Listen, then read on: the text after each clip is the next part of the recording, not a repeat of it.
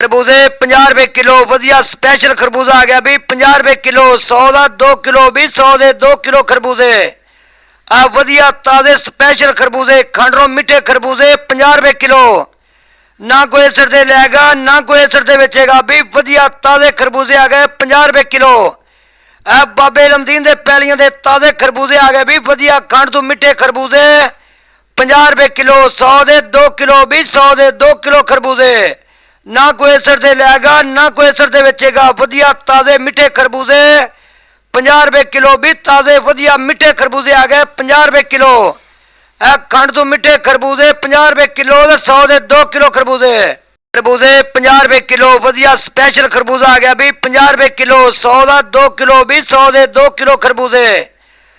वधिया ताजे स्पेशल खरबूजे खंडरों मिठे खरबूजे 50 रुपए किलो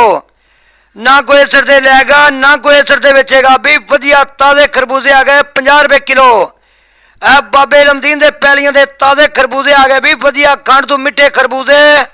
50 रुपए किलो 100 के 2 किलो भी 100 के 2 किलो खरबूजे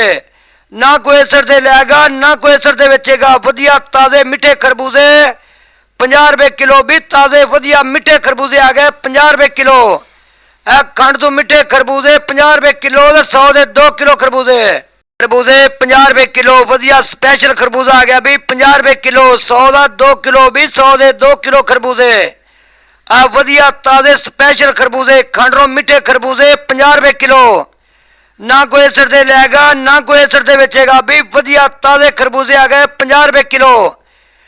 बाबे लमदीन दे पैलियां दे ताजे खरबूजे आ गए भी वधिया खंड तो मिठे खरबूजे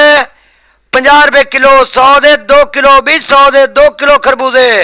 ना कोई असर दे लेगा ना कोई असर दे बेचेगा वधिया ताजे मिठे खरबूजे 50 रुपए किलो भी ताजे वधिया मिठे खरबूजे आ गए 50 रुपए किलो खंड तो मिठे खरबूजे 50 रुपए किलो 100 के 2 किलो खरबूजे 50 रुपए किलो वधिया स्पेशल खरबूजा आ गया भी 50 रुपए किलो 100 का 2 किलो भी 100 के 2 किलो खरबूजे वधिया ताजे स्पेशल खरबूजे खंडरों मिठे खरबूजे 50 रुपए किलो ना कोई असर दे लेगा ना कोई असर दे बेचेगा भी वधिया ताजे खरबूजे आ गए 50 रुपए किलो बाबे लमदीन दे पैलियां दे ताजे खरबूजे आ गए भी वधिया खंड तो मिठे खरबूजे 50 रुपए किलो 100 के 2 किलो भी 100 के 2 किलो खरबूजे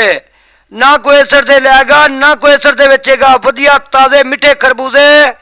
50 रुपए किलो भी ताजे वधिया मिठे खरबूजे आ गए 50 रुपए किलो खंड तो मिठे खरबूजे 50 रुपए किलो 100 के 2 किलो खरबूजे 50 रुपए किलो वधिया स्पेशल खरबूजा आ गया भी 50 रुपए किलो